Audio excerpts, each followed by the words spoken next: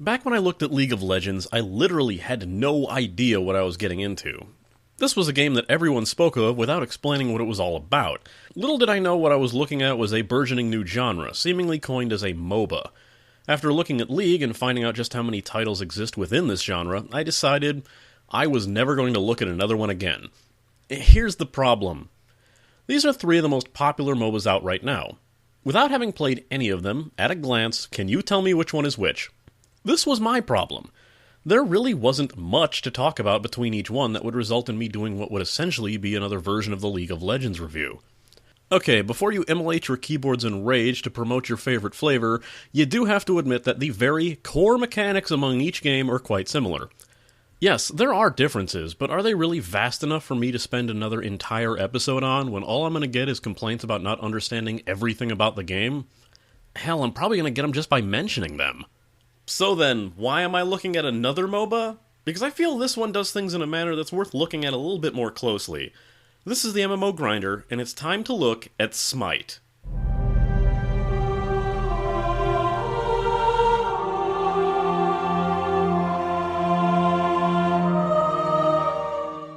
I didn't really have an initial interest in this game.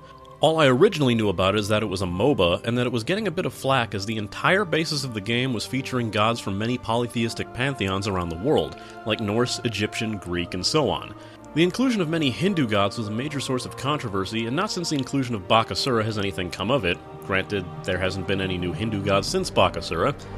However, when I got a chance to play the game in an early closed beta, I was immediately hooked. Why? The whole thing is 3D. No longer was I regulated to the RTS style of control. Instead, greeted with an MMO or third-person shooter style of combat, adding a whole new style to an existing formula. SMITE is published by hi-rez Studios, the same publisher behind the previously reviewed Tribes Ascend. While technically not fully released, the game's open beta was as recent as the beginning of this year, and it's been tooled around in closed beta since mid-last year. This game has already built itself a pretty large following, and it seems to have finally settled on a play style, so I figured it might be time to give this game a full episode. Let's get this going.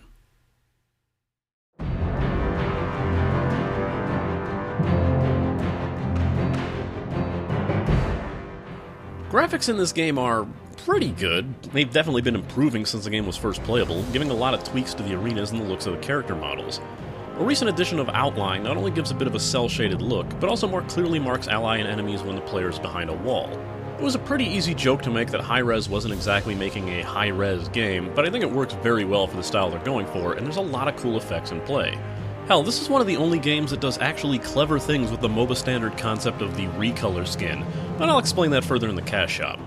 A couple things of note, and again, this might just be my computer, but it's happening, so I thought I'd warn those in similar situations. First up, upon loading this game, it'll occasionally give me an error message that tells me my Intel drivers are out of date and will load a page to download them. Considering I'm using an AMD processor, I'm going to assume my Intel drivers will always be out of date. This, however, has no effect on gameplay, and once the window is shut, it doesn't return for a good while. Just something to know if you're not using an Intel processor. Second, and somewhat annoying, during a major patch, the game has a tendency to reset your settings to the default every time. Default resolution, default graphics settings of medium, default audio settings of max, and if you prefer to fine-tune them, this might get on your nerves. Keep it in mind when it comes time for a new god or a major patch update.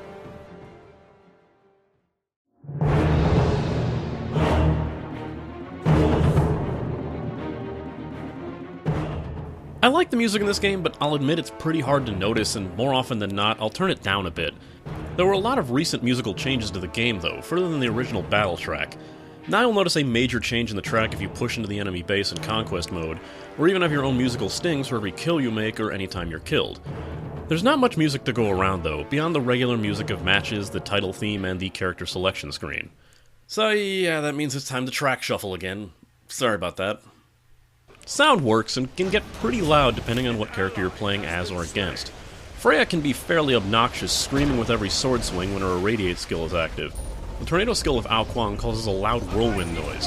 Of course, this is kind of the point, as you can use your own familiarity with these sounds to better detect when a skill is being used and how to react. When you hear Thor twirling up his hammer, it's probably a good idea to get out of the way and find a place to hide. Fast. Like Tribes Ascend, the game makes use of the VGS system, which will play an audible voice clip to inform players of a situation, which is outright vital in MOBAs.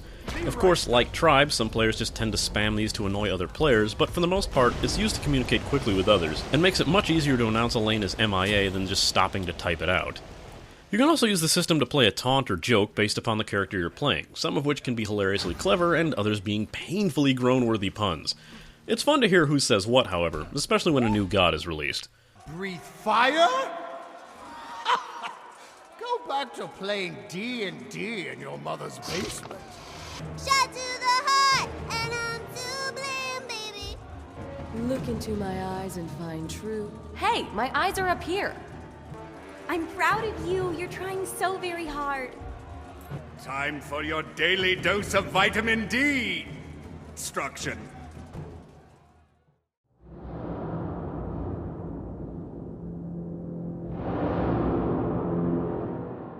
Hey, did you miss my League of Legends review? Well, I'd love to tell you to go watch that outdated video back when I had no idea how this kind of game worked. I think I'll just go over the very basic concept of the MOBA and tell you exactly how it works before I go into exactly what makes SMITE different. MOBAs, at least those based around the Dota framework, work as follows. There are 2 teams consisting of 5 players on each side of a large map. The map contains 3 lanes lined with defensive towers placed among them. From the base of both teams, small, weak, computer-controlled bots, often known as creeps but known in this game as minions, will endlessly spawn and march towards the opponent's base until they meet each other in an endless war of attrition with neither side gaining any ground. This is where you come in. You play as a lone controllable unit, each able to purchase a set of powers and items you can equip to boost your stats with the gold you earn in matches. You escort and push your minions over to the opposing team's base, taking out the towers in a lane while you defend your own. Once you reach the opposing base, you defeat the main structure and the match is won. Each team consists of characters, and in the case of this game, gods, who fulfill a specific role on the team. In SMITE, character types have been recently referred to as assassins, who deal quick damage and the ability to enter and flee situations when needed, making them ideal to gank opposing players. Then there is bruisers, those decent at dealing damage but able to sustain damage better than most assassins. These are usually melee characters. Then there's of course the tanks, with their high defense and very little damage output. The whole idea of a tank is to get in, harass an opponent, soaking up most of the damage in a fight, while the rest of the team pick off opponents from safety. Next is mages, types primarily focused on their magic abilities, with most of their power relying on their skills. Mages are usually, but not limited to, ranged classes, and tend to have low defense. There's also support characters, who have at least one ability that can benefit a player other than themselves, usually by healing other teammates or making them stronger. Finally, there's carries, classes capable of becoming strong and powerful, but starting out fairly weak until they gain more levels and items, which usually requires another character type to let them get most of the kills and buffs early on. Each character has 4 skills at their disposal, each with a different cooldown. Some may attack, some may defend or be used to escape, and the 4th skill is always referred to as an ultimate, a usually high cooldown ability that's powerful enough to turn the tide of battle or possibly delivering the killing blow with ease. Okay, MOBA players, I know you've heard all of that before in one form or another, but this is pretty vital information across the board, as redundant as it might seem. So now let's get into what SMITE does differently. First off, the most obvious thing here is the perspective. As I stated earlier, rather than an above-the-board view of the playfield, your view is contained completely behind your character, controlling entirely like a third-person shooter. You run using WAS and D. You left-click to attack where you're facing, be it ranged or melee. You press the hotkeys 1 through 4 to activate your 4 skills to confirm with left-click. Each skill in this game is what League players would refer to as a skill shot, where you have to actually aim your shot or make sure that you're within the appropriate range, and many of these can be easily dodged. Another thing of note is that since you don't target and click an enemy to attack them, you point and shoot, or swing, whatever, you'll slow yourself significantly when you're attacking, making chasing down enemies while actively fighting much harder unless you have a means to slow or trap them. Unlike MOBAs like League and Dota, the item system in SMITE is painfully simplistic. There's a list of items easily categorized in what they do, or what they specialize best in. Each item has 3 tiers, the first tier being a small stat boost, the second being a slightly larger stat boost, and the final tier giving 1 final stat boost and adding a passive ability, with the exception of boots, which always have a passive. For example, the item Fatalis boosts your attack speed and your movement speed, but grants a passive that boosts your movement and attack speed, and lets you run in full speed while running backwards. The tier system is pretty easy to grasp, and it's usually the best bet to build one fully before moving on to the next. Like many MOBA games, the field of battle is littered with alternate pathways containing camps of enemies that you can fight for buffs. This is nearly a carbon copy of the system in League with a few key differences. First, there's more buffs to obtain, and many only boost one thing, like blue for mana regen, red for attack, orange for speed, and white for cooldown reduction. There's also 2 boss camps containing a money-granting gold fury similar to League's dragon, and the fire giant who grants a long-lasting buff that boosts attack, speed, and health regen in a manner similar to League's Baron Nashor. Unlike League, however, your opponent cannot take your buffs by killing you, it merely just ends the buff. Death is handled like other MOBA games. Once you die, you're sent on a respawn timer where you'll be returned to the base. While waiting for respawns, you can shop and upgrade. How fast you respawn is affected by your level, so while dying in the first few levels is almost an instant respawn, you can be waiting nearly 2 minutes to return if you die near the end of the match. It's imperative you return to base when practical, as you'll quickly regenerate health and mana there, and it's the only place you can purchase more items for the match. To return to base from anywhere, hit the B button to recall to base. This takes a few seconds of animation, and if you're hit during this time, you'll instantly cancel the animation, so make sure you're safe before you try it. Unlike League, there's no tall fields of grass for you to hide in this time. As mentioned in my side quest long ago, you might notice a distinct lack of towers versus other MOBAs, and this is for a reason. Each lane in Conquest mode contains 2 towers, a Phoenix and the base guardian Minotaur. The Phoenix acts exactly like a tower, but it regenerates and can return after a short while. Killing your enemy team's Phoenix powers up your minions in that lane as long as it's dead. League players might know these better as inhibitors. Finally, the ultimate goal of Conquest mode is the Minotaur, and unlike the final structure of League, the Nexus, this thing will actually get up to fight you. All defensive structures in the game will cause cumulative damage, meaning that the longer you're being attacked by one, the more damage it does with each hit. You may be able to take a few blows relatively safely, but if you don't get out of range or destroy the structure soon, you will be killed by it. It makes tower diving a lot riskier of a move unless you know what you're doing. The game is a tutorial mode to teach you the very basics of battle, if you so desire. You may also practice in different modes, such as a single-lane joust against a computer-controlled Ra, a practice arena battle, or a small group of jungle camps to practice against those groups. Beyond the most basic mode of Conquest, which I've already pretty much explained to death, there are 2 additional modes that change up the general gameplay, as well as provide a faster alternative to the usually long-running Conquest matches. The first to arrive after Conquest is Arena mode, and as it's been described by a few, it's essentially a big practice mode for team fights. All 10 players are tossed into a large open arena with no defensive structures beyond the indestructible towers guarding the base's entrances. Minions spawn from inside the base and head towards the enemy base. If a minion reaches the other base and enters a portal on the enemy side, the enemy team loses a point. Points are also deducted from the opposing team when you kill one of their players. The game is won when one side loses all their points. The most recent game mode added is Domination, which is similar but not entirely like the Dominion mode in League. Domination has an Egyptian setting and only 3 points to hold. In this mode you get minion spawns as usual, but your goal is to find and hold position around the Sand Guardians, who will obey any side that defeats them. Your goal is to initially defeat them and then guard them as they essentially become your tower. Hold all or the majority of the points long enough and the other side will run out of points and secure your victory.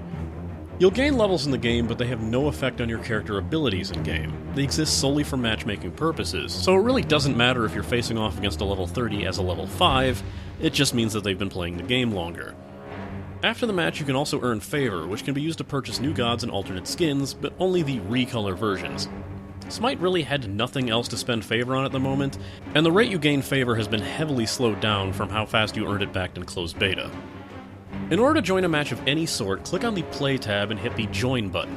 Matches are on timers, clearly displayed as consistently running countdown timers. It doesn't matter when you queue for a match, as long as you queue before the countdown resets, you'll get a match invite.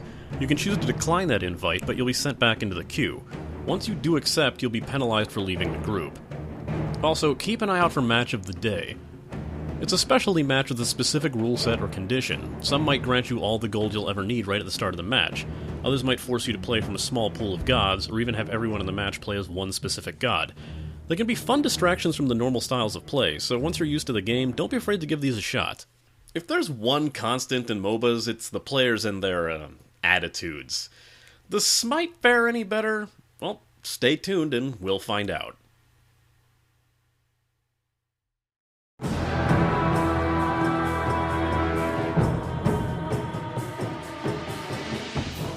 MOBAs aren't the kind of games you just want to run into blind and friendless unless you don't know any better, and while it's extremely easy to queue solo, if you're looking to add or bring friends, you'll need to form a party first. To do so, click on the Social tab, then click on Party, and click the Create Party button. Here we'll list all of your online friends, as well as the option to invite people by name if you wish to add a player that is not on your friends list. In this tab you can also add or check for online friends, start a clan, block players, and the final tab, refer a friend, which I'll explain in the cash shop. One thing I'm going to note about this game is that it's a lot more community friendly. While teamwork is key in all MOBA games, regardless of what some people might tell you, SMITE actually makes this seem like more of a possibility. You earn gold and experience at a decent rate, and unless you're absolutely terrible and dying every 15 seconds, most of your team should be around the same level at the same time. While the concept of last hit still exists, giving credit to the person who delivers the final blow to an enemy god or minion, the system isn't entirely in favor of that one person. Last hits are only rewarded with a slightly more substantial amount of gold, and even getting an assist is beneficial enough for you to earn the pieces that you'll need fairly fast. However, a lot of these people didn't get the memo, and the concept of glory hounding, complaining about kill stealing, or holding people to their individual scores, like blaming early game carries and tanks for a poor kill-death ratio, despite overall team progress on the map.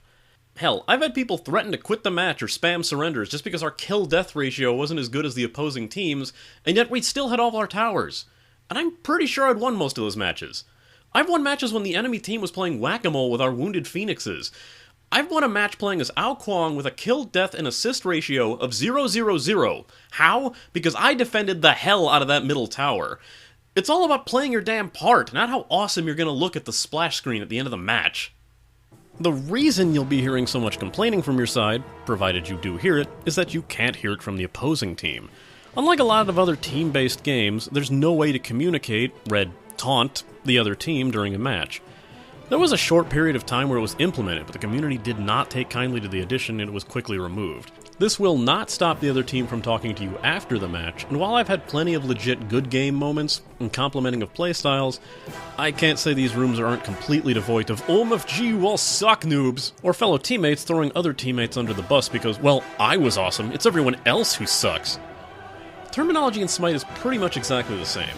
Someone jungling means that they're searching for jungle buffs and experience. Someone recalling means that they're heading back to base. Someone calling MIA means the enemy god in their lane is no longer visible to them and may be looking to jungle or gank another lane. However, unlike New Earth, Dota, and League, the lanes in Conquest mode are not top, middle, and bottom. They are left, middle, and right. If you're coming from another MOBA, you'll probably want to break out of that habit pretty fast. While the game does its best to counteract people from rage-quitting matches by heavily penalizing those who would ditch a match mid-game, locking players out of the queue for several minutes at a time, and draining their goodwill score, which allows for faster favor gain when playing, that doesn't mean it doesn't happen. There's a lot of reasons they might quit, besides the aforementioned fail team aspect. For example, you might notice someone in the match immediately lock onto a specific god, instead of seeing what the team makeup might be. Sometimes another member might whine that there isn't a certain character type in the match, and spend the entire time whining about how there's no chance of winning, rather than actually trying to win.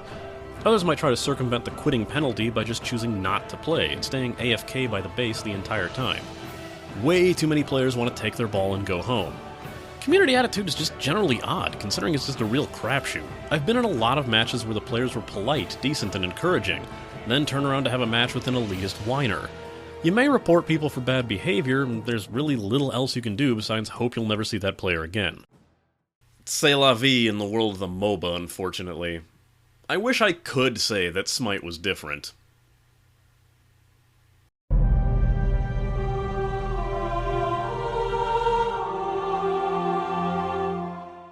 hi-rez made some semi-baffling choices. Not in a bad way, mind you, but from a money-making standpoint, it's shocking.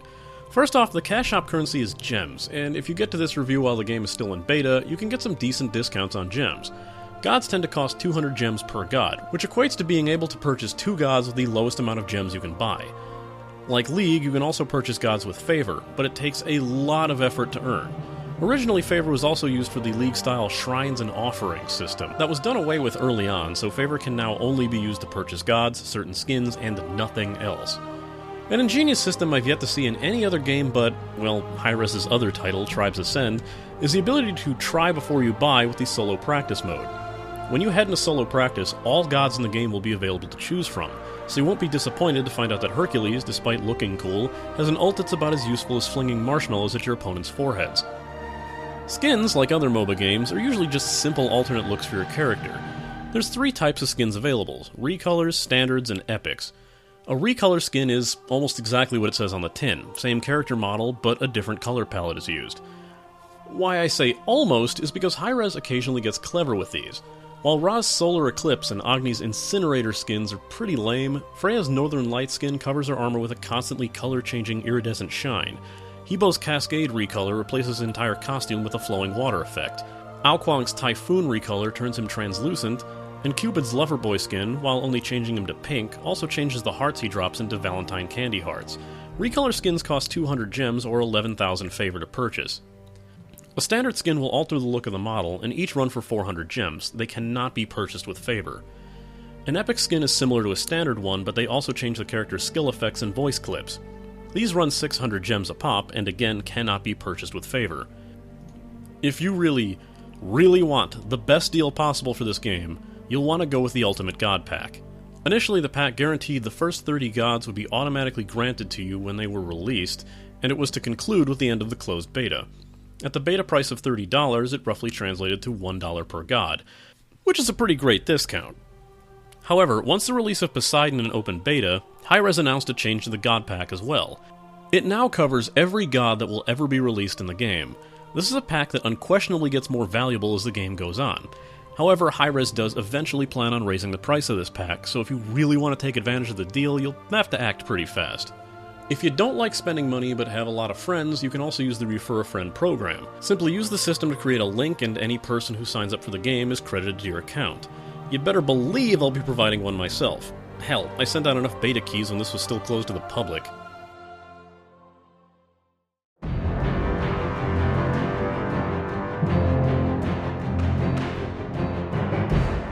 SMITE took me by surprise when I first played it, and despite some fairly rocky events during the closed beta, it seemed things are finally shaping up well for this game, and the launch seems well underway.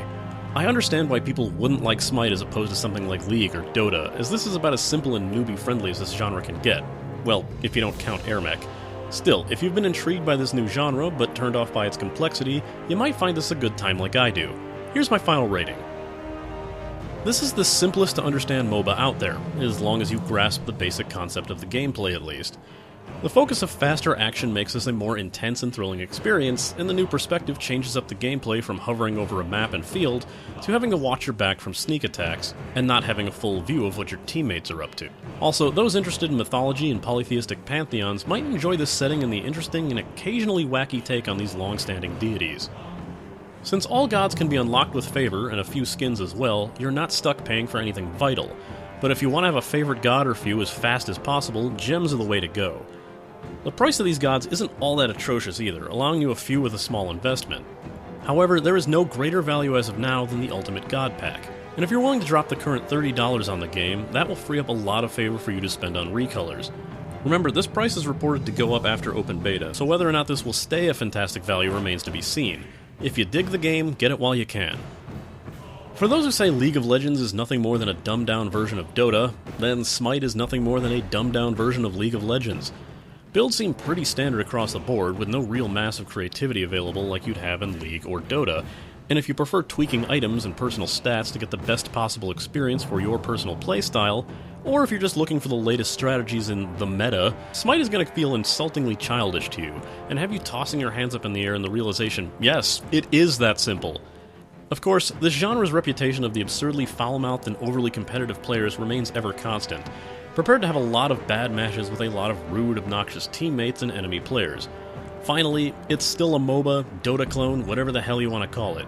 The burgeoning genre is pretty set in its core, and if the idea of a team-focused game of push and pull is not your forte, it's unlikely this new perspective will do anything for you. Skip it if nothing I mentioned intrigues you in the slightest. Next time, I'll be taking a look at a game in the endless parade of series that were supposed to kill WoW by a company with a less than stellar reputation, no matter how much I've forgiven them.